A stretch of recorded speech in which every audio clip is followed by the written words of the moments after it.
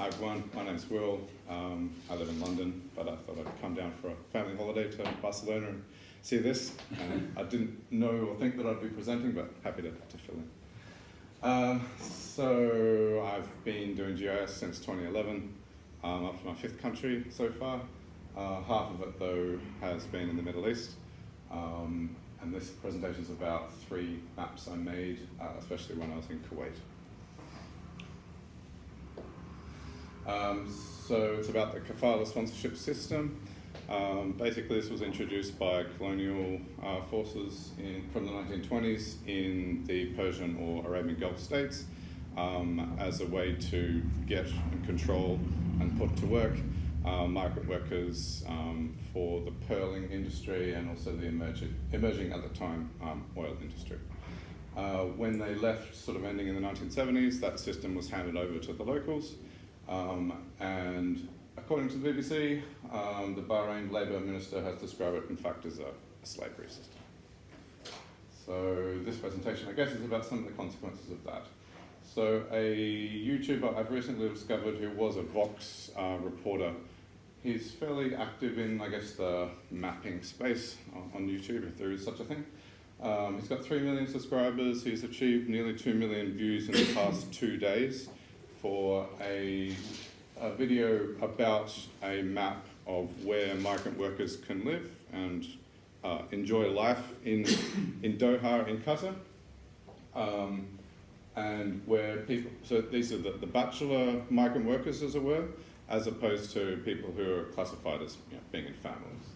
And the message of his documentary or video is that this system, in the case of how it operates in Qatar, has trapped people actually in the country, and the way they manage them is, in fact, to hide these people in the outskirts of the city, away from the glitz and the glamour of the World Cup. So this is the map from the municipality. The blue areas, this button.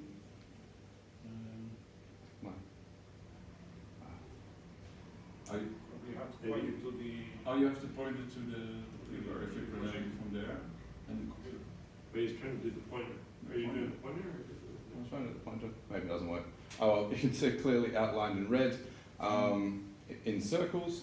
Oops. No, I really messed it up. Where these migrant worker camps or temporary work settlements are. So some points to think about for the conditions of people living in these camps are that a lot of them are from some of the world's most impoverished countries, Nepal, Bangladesh. You don't earn a lot of money in these places, especially if you're an unskilled worker. Recruitment fees, however, are upwards of $1,500 if you're a Nepali, upwards of $4,000 if you're a Bangladeshi. Yet you only earn, minimum $275 a month as one of these workers there. Again, because they don't have much money there, often they take out high interest loans to go there. So effectively then, those that take out loans are in bonded labour, which is a form of modern slavery, at least for a year, whilst they pay off that loan. And so, whereas people like me, when I was working there, earning $10,000 a month, were living on the coast in West Bay, enjoying the pearl, as I said, the glitz and glamour. Okay, so this is what's been happening now, right now, it's happening. And this is an example of someone telling the story with maps. So has this been happening in the past and elsewhere? Yes. So I came across a similar thing when I was in Kuwait, 2013 to 2017 actually, but 2014 was most of my activity. So I ran the Kuwait mapping meetup. I did 9 regular sort of technical vanilla geospatial networking sessions. The 9th one finally was sort of integrating this human rights angle and general geospatial. We actually had an interview from Washington, D.C. With Jomo Tariku, who was ethnically Ethiopian.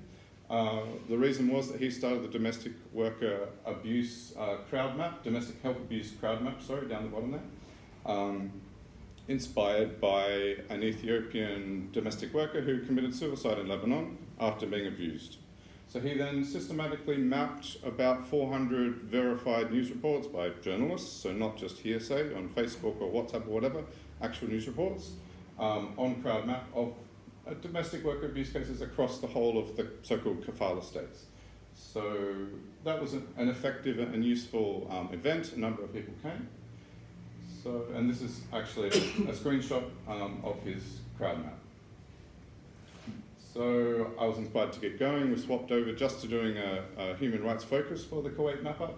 So Kuwait Human Rights Mapping Meetup is what I called it. A bit long, but hey. And the first one was about doing some basic analysis with this data set, nothing like what both of you guys have talked about, but we had to start somewhere. A good thing that happened was that when I advertised it on Reddit, 2 young Kuwaitis actually came. So it was just me and these 2 guys, so that was the first one, humble beginnings, but it was a good sign. I felt that some locals were brave enough to turn up. So we turned that into a slightly prettier map. Here's some more detail. So the point of it was trying to predict, based on population, how many abuse cases there should be for each of these countries, because we knew the total number of people in the countries in the sample, so Lebanon, Kuwait, Bahrain, Saudi Arabia, and the UAE. We knew the total number of people in those countries, we knew the proportion of the total that the population of each country constituted, and we knew the total number of abuse cases and also the total number of cases per country. So very basic prediction, just a way to start to get into this. And we could see that the worst in terms of reported cases or actual cases above the predicted number was the UAE. Predicted based on population was 69, the actual cases were 115. But way under, compared to the predicted cases, was Saudi Arabia. So expected was 251, actual reported cases, there was 120. But of course, there's all sorts of problems with this. You could just say, well, it's the press is by no means free anyway here. It's especially unfree in Saudi Arabia, so these sorts of cases probably aren't reported there. But anyway, it was just a good way to start looking at it. So, as I said earlier, a lot of the countries that these workers come from are corrupt, or the living conditions aren't so good there. So another angle on this is to map perceived transparency or perceived corruption in the common labour supply countries. So that was map up 2, and a bit more detail here. So sort of the same, this spread of countries is from Egypt, Ethiopia is mentioned there, as I said at the beginning, Pakistan, Indonesia, the Philippines. Given this is 2014, I used the 2013 numbers from Transparency International. The least corrupt country, I think, was 96, something like Denmark or something like that. So the scores are from 100 is the least corrupt to 0 is the most corrupt. So I succumbed to the temptation to convert that to a slightly more incendiary percentage score. So, Sri Lanka, 63% corrupt, let's say. The worst is Pakistan. So it's just giving you some flavour for the context why people would choose to come to one of these countries, suffer the risk of abuse. Even in the case of the Ethiopian that I mentioned at the beginning, who went to Lebanon, she ignored the ban that the Ethiopian government had imposed on its citizens for them going to places like Lebanon because of these abuse cases. So yeah, the conditions in these countries explain why people flout those bans and run the gauntlet of the abuse in these countries just to make some money. Okay, so the final one was, and this was after a few months of looking into this and talking with people, I kept reading about all these bans that countries had imposed on their citizens going to these places. And in some cases, funnily enough, there was a retaliatory ban just to save face, where a country from one of the Kafala States would also impose a ban on, say, Ethiopians coming to Kuwait in this case. So I thought, what about if we just map all of the countries that have put bans in place and see what the world looks like in that case. So I used Carto. At that time, it was called CartoDB, I think. And we've got similar to the corrupt countries here that people come from. It's a similar story. So most of the countries that have been supplying workers have at some point imposed a ban. So this map includes temporary bans, so some ban at some point in the past. At one point it even had a future ban that was being planned, because there was a lot of discussion at the time of India banning anyone coming No, sorry, it was the Philippines banning anybody coming, and this resulted in a lot of diplomatic activity. So looking again at Ethiopia in green there, what you've got is, so green means that there's a current ban imposed by a home country and a Kafala state. In deep red, so India, for example, there's a ban on the home country for citizens going there, or there was at some point.